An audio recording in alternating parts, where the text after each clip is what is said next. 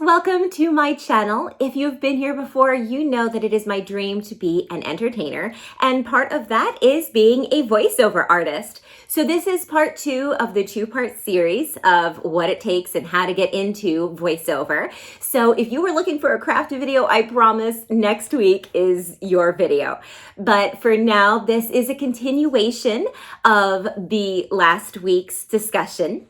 And this one is going to dive a bit more in depth into what it takes to proceed and move forward so you can really decide for yourself on an educated base if this is for you as a career or as a hobby. So without further ado, VO Carrie, take it away.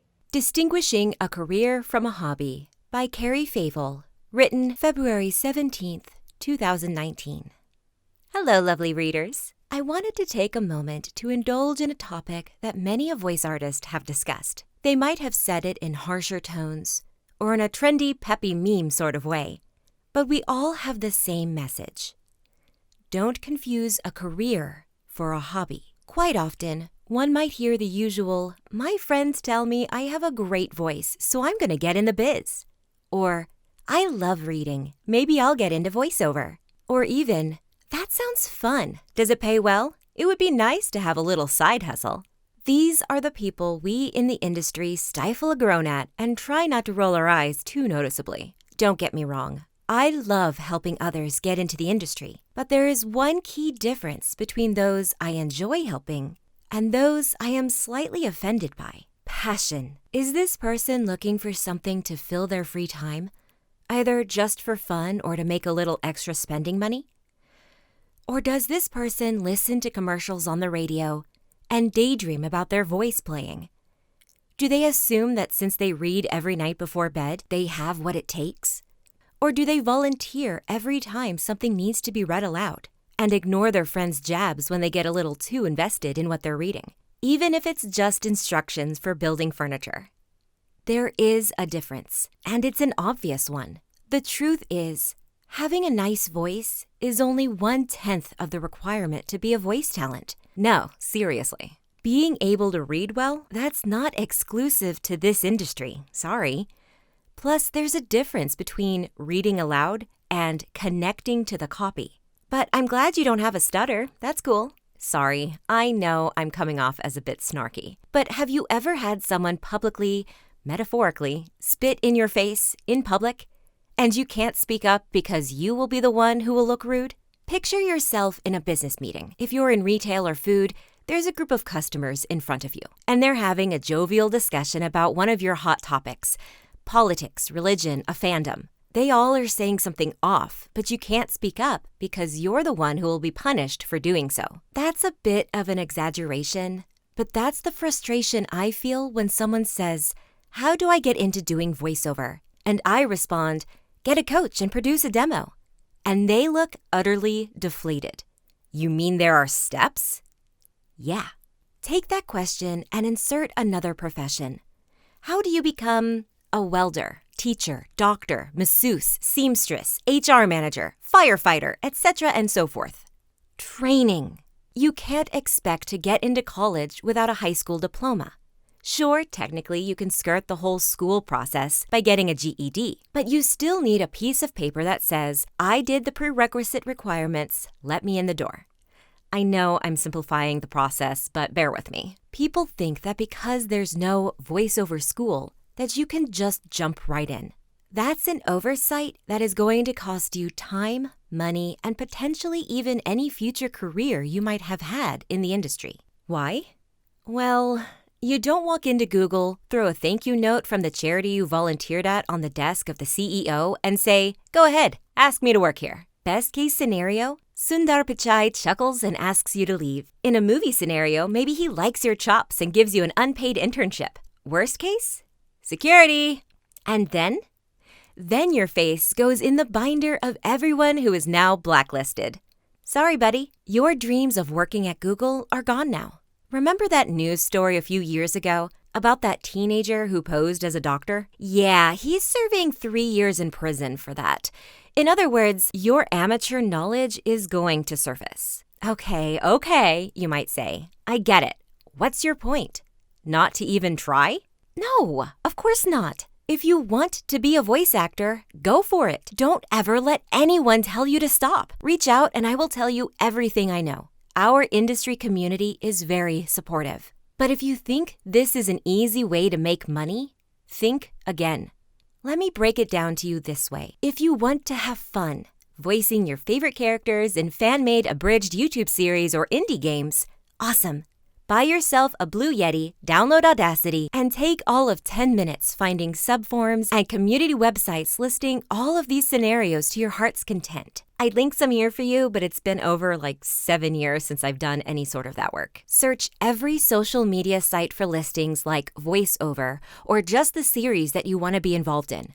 Reddit, Twitter, Tumblr, potentially even Instagram and TikTok now. Find the YouTube channels you enjoy who do series like this and reach out to them.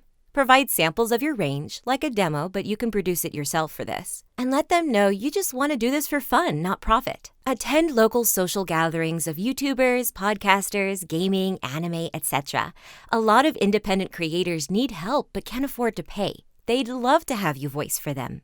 This is voiceover as a hobby. It doesn't pay, maybe $25 to $75, but you might become well known in the community surrounding the work you did. There is nothing wrong with being a hobbyist, but I would advise you to stay away from interacting with agents, casting directors, production companies, and even pay-to-play sites.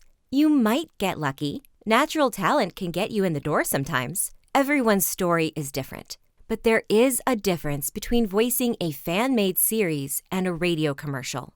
You need to admit this distinction. If you want to make a quick buck on the side, voiceover is not for you. The industry is already fully saturated with trained, experienced talent. We are everywhere. Yes, some even frequent Fiverr, Freelancer, and Upwork. Are you recording your audition on an iPhone? The answer should only be yes if you are responding to a time-sensitive request from your agent, and even then, most would advise against it. Let's review some of the highlights on what you need to do to get started. Coaching. The cheapest I've seen is $75 for a session. Most are between $175 to $300 per session or seminar. You need at least 6 to 8 sessions, generally speaking, to prep you for producing a demo.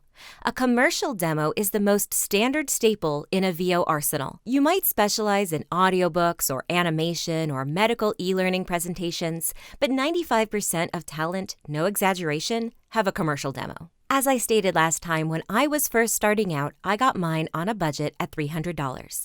That is insanely low. I would say lowball price would be $750, and the average is around $1,200 to $1,500. Some specialty demos can reach $2,000, but I wouldn't pay that for a commercial. Time. Remember those sessions I mentioned? How 6 was standard to prepping for a demo? Yeah, those are done on a weekly basis. We're talking 6 to 8 weeks or roughly 2 months of training before you get through step 1. Can you rush your training? Potentially, but you need time to practice at home what you learned. So I wouldn't recommend doing more than 2 sessions a week. If your coach lets you do 3 sessions in a week and you aren't prepping the week before your demo production for an awesome audition coming up, or something similar, you might question how much they care about your training and how much they care about their income. Note, I have never had a coach push to do more than 1 session a week. A few have even given me homework to do between sessions, which I submitted electronically or had a buddy in the group class vouch for me that we studied together. You also need a way to record your auditions. Yes, you can rent a local studio, but those are usually around $200 an hour, so I would only recommend renting once you book a gig if your home studio is not up to par. Ideally, you will set up a home studio. No worries, it can be in your closet. You need a mic. The cheapest are about $150 to $300. Full disclosure, as I said before, starting out I used a USB mic, the AT2020 USB, and I know many people use Blue Yetis. Here's the truth. Blue Yetis are great for podcasts and YouTube channels. They pick up your voice in an open space pretty well and actually perform better at this than the AT2020 when I tested it on my gaming channel. Go Yeti! But tell anyone you're using a Yeti and you will be laughed at, straight up. If you use a Yeti, you must keep it as your dirty little secret. Is this hate warranted? Probably not, but it's the Nickelback of mics in the VO industry, seriously. USB mics in general will record a clear audio. Your client will not hear any difference, mine never did, and I used one for about 3 years. However, once you upgrade to the XLR, you will hear your voice truly come to life. It has to do with picking up your voice's wavelengths, or whatever the actual science terms. So what works for John Doe will not work for Jane Smith because the frequencies in their vocal registers will be picked up differently. Honestly, as I said last time, this all goes over my head. But what this means is that you can do a fantastic job recording. Don't worry. But with the right mic for your voice, your auditions will stand out because your voice will sound as smooth as honey. It's really a marketing thing. But if the client booked you off the USB mic you used, then they like your voice the way it sounds on that mic, and you don't have to stress that your performance quality will suffer. Essentially, it's an elitist thing that you actually can hear in the audio, but you'll only notice if you do a test of your voice on several mics. You need somewhere to record. Pretty much the same as above. You need a home studio to really submit auditions, especially if you want to do this in your free time, which I assume is evenings and weekends, unless you work in retail or food or something similar. Now, it's pretty simple to do this on a budget starting out. You just need to realize a few key points. 1, acoustic treatment is not noise canceling. There is such a thing as deadening the room too much, and it will make your voice sound flat. Essentially, focus on removing the echo of a room. 2, you can only control so much. Turn off the ceiling fan or your AC, but construction outside your window, only a miracle could block that out. The cheapest way you can do this is to literally go in your closet. Your clothes will quiet the echo, but there will still be pockets for the wavelengths to bounce off of, so your voice won't sound dead. Acoustic foam is more affordable than you might think. I would say you could spend between nothing, using your clothes, to $300 for a starting home studio. I have converted a walk-in closet to 100% be my studio, i.e. no personal items except some plush toys for decoration because they're cute. But I upgraded and added to it over the course of moving areas. I started out with a hand-me-down self-made whisper room that I housed in my garage, so my studio journey isn't standard. Let's average it to $150 for a basic starting setup. In here, we will include the audio editing software because you can use Audacity, which is free. I personally don't like it. But there are some very affordable options like SoundForge, as I said before, is a one-time purchase of $40. At least it was when I bought it. Or the industry standard of Adobe Audition Creative Cloud for about $50 a month. So that's step 1. I'm not even mentioning acting lessons, which help even those not trying to do the entertainment side of things. Then there's the website you need to house your demo. Yes, you could just use SoundCloud or YouTube to start, but it will be obvious that you are just starting out. Which isn't horrible for an agent per se, but they do want to know the person they're backing is established in some way. Let's add all of this up to see how much you need to spend in order to earn some fast cash. 6 weeks of prep, $1,050 in training, $1,200 for your demo, $300 for a basic mic and home studio setup. So a month and a half before you can begin and $2,550 investment. Honestly, with a bit of budgeting, if you're able to put $2,500 aside in 2 months, that's $417 a week for 6 weeks. I think your side hustle is coupon clipping and frugal spending. Seriously, that's more than you'll earn doing voiceover on the side. In summary, if you listened to my long-winded rant and your first thought was something along the lines of, worth it, that's way easier than I thought it would be, or bring it on, congrats! You see this journey as an investment into your new career. It won't be easy, but it will be attainable. Keep pushing. If you listened to the above and realized you don't want all the stress and headache, you just want to do impersonations of existing characters, congrats! You learned you want to do voiceover as a hobby. Stop wasting your time figuring out how to make it in the biz and go have fun. If you listened to this and felt put off, worn out, or discouraged, I'm sorry. But also, congrats! You've just saved yourself a lot of time and money from avoiding entering a high-maintenance career as a side hustle. Google hobbies that pay. No joke, some really cool articles popped up when I just did that. And find something that you naturally enjoy doing that can actually make the money you want. Side note, couponing was actually on this list. There are also careers such as blogging and traveling. But with crafting, if your end product is as good as a store, then who cares how you got there? Set up an online shop and do your craft as you watch TV in the evening. That sounds fun, and I might even give it a go. But what I'm not going to do is label myself a professional toy maker and try to establish a brick and mortar. I recognize that this pursuit would be a hobby and that I am an amateur craftsman having fun and selling my work rather than letting it collect dust in the corner. See? Distinguishing can be easy. I hope you enjoyed listening to this. I don't mean to offend anyone. It wasn't all good fun with pure intentions. No one wants to see you lose time, money, and motivation. At the same time, voice artists want to be recognized as professionals. It is not a career you can just pick up and go. Honestly, nothing is like that. Day jobs, yes. You learn on the job to be a kick-ass office manager, or you climb the ladder to become a store manager. Those are legit careers. But you don't just walk in with zero experience and get your dream job. You have to put in the work towards it, always improving and recognizing that you don't know everything just because you are inherently good at it.